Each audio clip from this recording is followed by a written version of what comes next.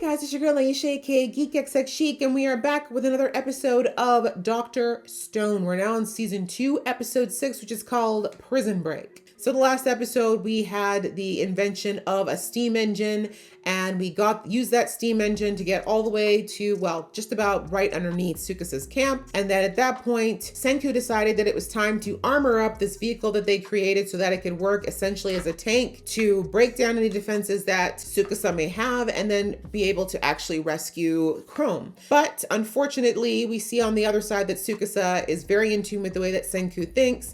And so he's anticipating that Senku's going to come in with some type of steam-powered machine. And he has put Chrome in a prison that's very easy to get to and see, but there's a bunch of pitfalls and traps that have been built to disable anything that Senku may have built. So with this episode, it looks like we're going to see Chrome's escape attempt, and I do hope that he is successful. So let's jump in and watch. But just before we start, a reminder that if you would like to be notified of when I do uploads for this show or anything else you're watching of mine, please do join the fam. Hit that subscribe button as well as the notification bell so that you can be in the know. All right, that out of the way, let's get into the episode right now. It is super simple. Not easy, but simple. Oh, boo, we can make another one. It's fine. Meanwhile, back at the camp.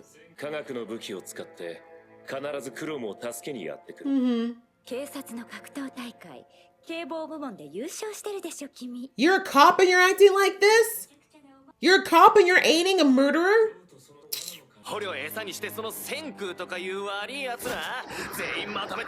Baddie buddies? Wow. Bro, I really think you could crawl through one of these holes. Yeah, and that would take you days. Senku let himself get whacked in the head. Are you willing to do that? No, you need to think like Chrome.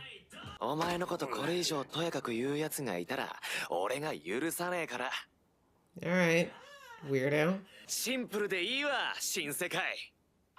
Because you were always a villain? Corrupt cop. Not surprised. That makes so much sense. Yeah, no. So rather than making the arrest, you're beating them up? Yeah, he was crazy before. See? Corrupt. Yeah, not as a cop, but as a criminal, clearly. Pretty much. He would have run in jail. That would have been him. We haven't seen or heard anyone talk about you, bro, so you are clearly just the dumb muscle. Oh, really? Don't confirm.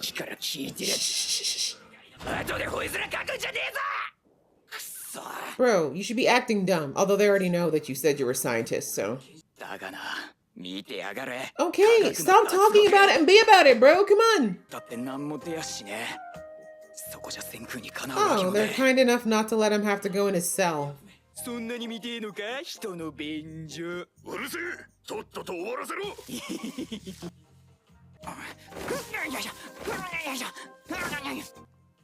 Grass? And dirt? No one noticed that on the way back? Okay, so what, are we gonna bring in a leprechaun? What's going on?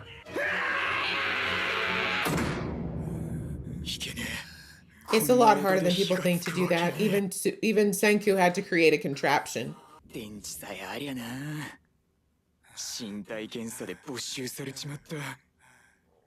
should have put it in your underwear. You had the nerve to take a nap? That was probably Yukio. Shh. Shh. Not down your pants. I can't.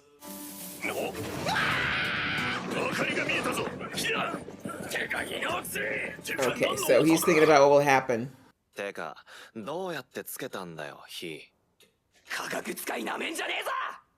Oh, that was actually real. Oh, he actually did do it. I thought maybe he was envisioning that happening. I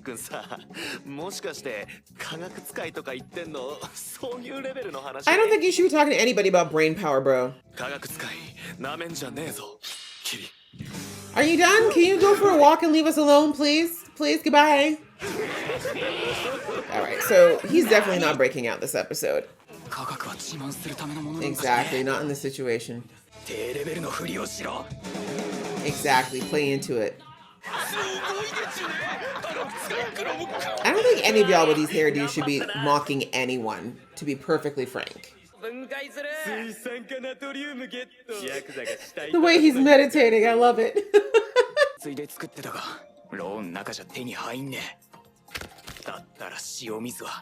Start sweating, baby. So loudly, bro. We need to talk to Chrome about how to be quiet. He had the audacity to be upset with Magma for being loud and look. Actually, it wasn't him. It was Morgan. That's a lot of sweat, bro. Do you even have the energy to do what you need to do now? Yes, you can. Oh, the way Senku's is inspiration. That's what you need, bro. Inspiration, not to be like him, but be inspired by.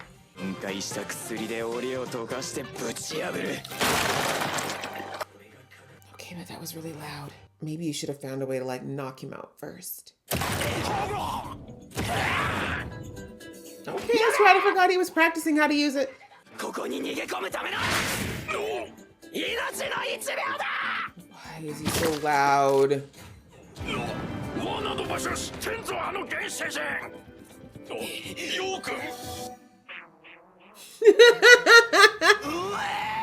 Wow, his tongue actually does swirls. Okay.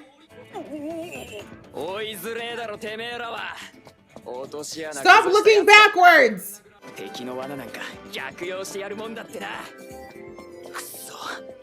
Why is he still running? Is there no, like, rocks or something he could be using? Or not rocks, like trees or something he could use for cover? Come on, bro. Come on, come on, come on, come on. Use that pole and vault right over the edge, please. Chrome, if you don't jump over the edge of this damn cliff right now, jump! Jump! Jump! Anyways, just go back then if you're not gonna jump.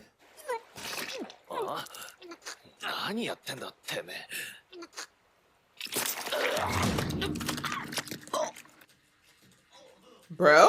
Are you okay?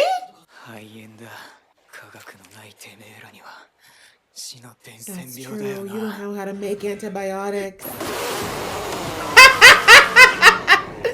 That was hardcore. I appreciate it. Balls! Good boy, Chrome! I know it was a small target, but you hit it right on the mark. Take a nap. Did he just vomit blood? Or did he eat something very red? I really hope he doesn't actually have pneumonia, although they can make him medicine, though. Yes, he did. Very messily, but somehow he made it work. Thank you! Inspiration.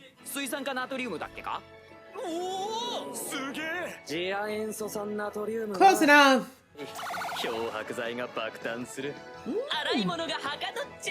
I mean, we're not there yet.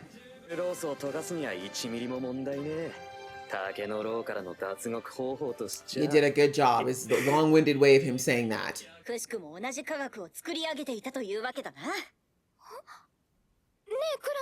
Yeah, why are you bleeding from your mouth? Ah. Berries.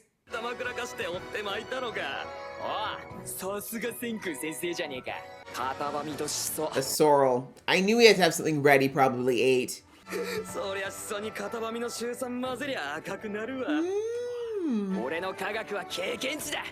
I was thinking though, like if he did have pneumonia, then he would have been like way sicker than that. There's no way he would have had the energy to run.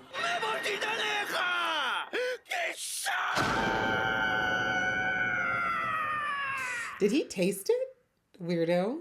Oh, well, the sad part about that is that Chrome now has actually has an enemy, I should say. I mean, Senku was kind of like the resident baddie, but now Chrome's got a personal enemy in this corrupt cop. All right, another good episode. Good on Chrome. It was definitely his episode. He showed that he has been a very good student of Senku's in all that time they've spent together. We see that Yet he tried to think like Senku or be like Senku in the beginning, but as I said in the episode, he can use Senku for inspiration, but Chrome is smart on his own. Long before he met Senku, his brain was thinking scientifically anyways, and so he's got to do what he's got to do based on what he knows and how he works. He can't try to be somebody else. And thankfully it worked out. He was able to figure out a way, but he definitely got help. Like, we see that he would not have been able to create the, bleach, basically. He wouldn't have been able to do that if he hadn't gotten the help of whoever dropped off the battery. They made sure to not let us as an audience know who it was, but I think it was Yukio, because I'm like, he was saying it might have been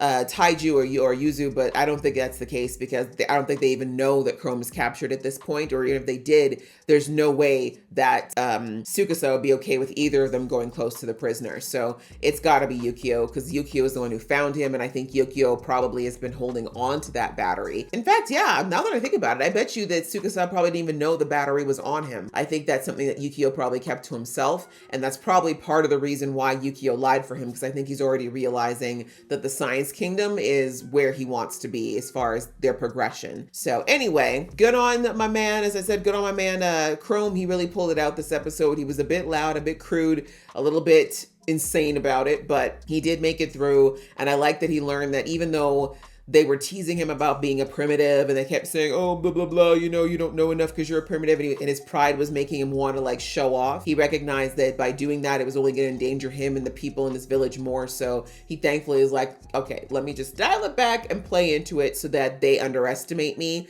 And that worked out better, obviously. And he managed to get out with all the combined lessons between what Senku taught him, to like what he said, what he learned from the pole vaulting at the village, to what he learned from the agility training that he got from Kohaku. So yeah, it's just really good to see how he's leveled up a lot in this past year because of all the things he's had to go through at the Science Village. So good on him. And then we saw that there's another person in Tsukasa's camp, this corrupt cop, who he fancies himself one of the higher ups in their camp, but I don't think that's the case, because all the people we've seen thus far have only referred to Hyoga and Yukio as the right-hand people to Tsukasa. So this guy just thinks he's important, but he was clearly always just a bit unhinged, and he thinks that the reason he's in this new world is so that he can take over and be crazy, basically be unhinged and not be in control. I wouldn't be surprised if Tsukasa takes him out himself, though, because you don't want to lose canon like that around for too long, because he will try something dumb at some point. But anyway, the other thing I wanted to touch on that I forgot to touch on from the last episode was that Tsukasa was saying the reason he knows what, or it feels like he can anticipate what Senku's going to do is because he said like Senku would never leave one of his own behind. Right? He's like, he's too sentimental for that. And last episode, he said that's Senku's weakness is his friends. And I wanted to just comment on the fact that that's actually what's going to make Senku win this thing in the long run, is because we see already that Tsukasa has no friends in this new camp, right? He's got subordinates and he's got people who have mutually aligned interests, but he doesn't actually have any friends. No one in that camp has said that they respect Tsukasa. No one has said that they like him, that no one has said that there's anything about him that they particularly considerably like look up to, I guess you could say. All of them have either said they're scared of him or they were charmed by him, which directly ties into his power and what he's able to do. And then, of course, aesthetically speaking, the girls are all charmed by the fact that he's good looking, but that's it. No one has anything to say about Tsukasa as a person or why he's inspiring as a leader, or if he even has a vision that they align with. Whereas with Senku, on the other hand, he managed to get the entire kingdom of science to be like fiercely loyal to him. And he wasn't even looking for leadership. He wasn't trying to be the boss of anything. He didn't even want to be the leader of the village now. That just happened to happen because he needed to do so in order to get what he needed to protect himself against Tsukasa, right? Like, it was actually a personal gain thing, but he was, of course, wanting to help out this village. He saved their princess, like all these things, right? So the point is, Senku's actually built loyal bonds with these people. He's gotten them to the point where I'm pretty sure you could say most of them are willing to lay down their lives for him or for what Senku believes in. So Senku did that in 1 year, whereas we've got Tsukasa, who's loosely, let's be real, very tenuously maintaining control through fear. And so it's interesting that he, of course, thinks that Senku being loyal to his friends and not wanting to leave them behind is making him making it a weakness. I mean, it's true in that it makes him more predictable, because someone who's going to save his friends, if he's got one of his friends, of course he can predict that Senku's going to come and try to save him. But what he's underestimating is what people are going to be willing to do to protect Senku and protect Senku's vision. That's something that his people don't have at this point, which is why they're turning, right? It's why we lost Nikki, why I feel like Yukio's on the way, why there's probably other people in his camp that are going to easily walk away from him, because he has nothing to offer them and he's built no true loyalty with them, no trust, no reason for them to believe in him or see how he's going to benefit their lifelong, dreams and goals and quality of life. He wants to live like this bushman forever. And yeah, some of them will be okay with that, like that idiot cop. But the rest of them, a good chunk of them, are going to be like, no, actually, we want to have things, like I said, like indoor plumbing and heating and more food to eat other than just roast beast. And we want, to be able to have toilet paper, like just the things we had that, we actually developed in society for a reason, right? Things that weren't necessarily for survival, but just for a quality of life. So anyway, I thought that I just wanted to bring up that point because it's interesting that he's brought it up, that he thinks that it's a weakness of Senku's, but it's really going to turn out to be that strength. Anyway, just a little point I wanted to bring up, and I like that they're showing the different types of leadership between these two right now, although we still haven't had a good look into Tsukusa's camp. I don't know if we're going to get that this season either, but I would love to see more of how things in Tsukusa's camp actually work, because all we've seen is the meatheads following him around, but is there more? Are there factions? Are there people who are rebelling? Like, I don't know. I'd just be interested to see a little bit more of what's going on there, but I know it's not really his show, so I'm just taking it as it comes. But yeah, another good episode. Proud of my man Chrome. But my only worry now is that potentially Tsukasa might figure out that the fact that Chrome was willing to escape and did, and basically has disappeared thus far, I'm wondering if he's going to figure out that the Science Kingdom's got to be nearby in order for him to risk that. Because why would he risk running all the way back home without, getting caught, or with what the risk of getting caught, that sort of thing. So anyway, we'll have to see if that backfires. But either way, I'm proud of my man Chrome. So good episode. I enjoyed it. I hope you guys enjoyed watching along with me. If you did, please show some love, and I will see you in the next one.